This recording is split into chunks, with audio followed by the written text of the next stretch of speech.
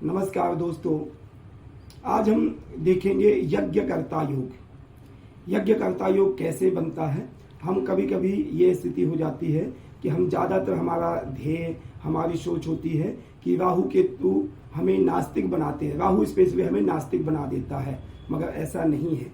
यदि राहु की अच्छी स्थिति में राहु बैठा है आपके चार्ट में, तो एक आपको यज्ञकर्ता बना देगा, अच्छा धार्मिक प्रवक्ता बना देगा, धर्म में विश्वास बनाने वाला वह राहु आपका जीवन शैली को चेंज कर सकता है।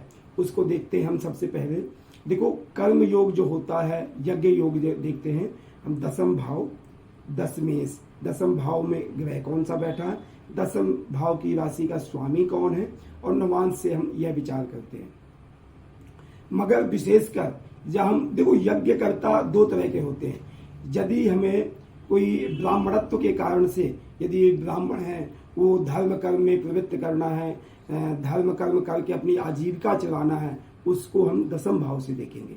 मगर जिस व्यक्ति को मोक्ष है, परमात्मा चिंतन है, भगवत भक्ति है और निस्वार्थ आपने पाठ पूजा करना है, भगवत भक्ति करना, यज्ञ करना है, तो वह हम देखेंगे द्वादश भाव से।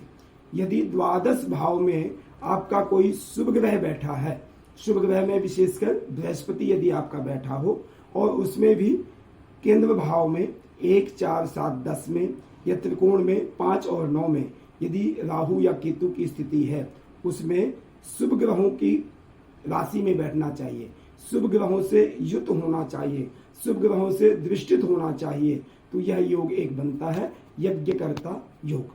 इसमें यज्ञकर्ता योग में बहुत से लोगों की जीवन शैली ऐसी होती है कि माता पिता अच्छे कर्म नहीं करते हैं, व्यसन में लग जाना, खान पान अच्छा ना होना, मगर पुत्र जो होगा या पुत्री होगी वह बड़े अच्छे धार्मिक होंगे, परमात्मा चिंतन करेगा, भगवत भक्ति करेगा, यज्ञ करता करेगा, यज्ञ आदि करेगा। तो वह कैसे करेगा, वह द्वादश भाव का स्वामी, द्वादश भाव में कोई शुभ ग्रह बैठा हो, केंद्र या त्रिकोण में राहु केतु बैठे हो, शुभ या शुभ राशि से दृष्टित होंगे, या शुभ राशि के साथ बैठे होंगे, या शुभ ग्रह के साथ बैठे हों, तो यह यज्ञ कर्ता योग बनता है। देखिए, आपने स्पेशली यह बात का ध्यान देना है, दो योग आपने देखने हैं। यदि किसी ब्राह्मण को, हमें जैसे मैं ब्राह्मण हूँ, हम पाठ पूजा आदि कर्म से यज्ञ करके हम अपनी आजीविका चलाते हैं, यह हम दसम भाव से देखना है। यदि निस्वार्थ भावना से हमें देखना है, तो द्वादश भाव से हमें विचार करना है। यह यज्ञकर्ता योग बनता है।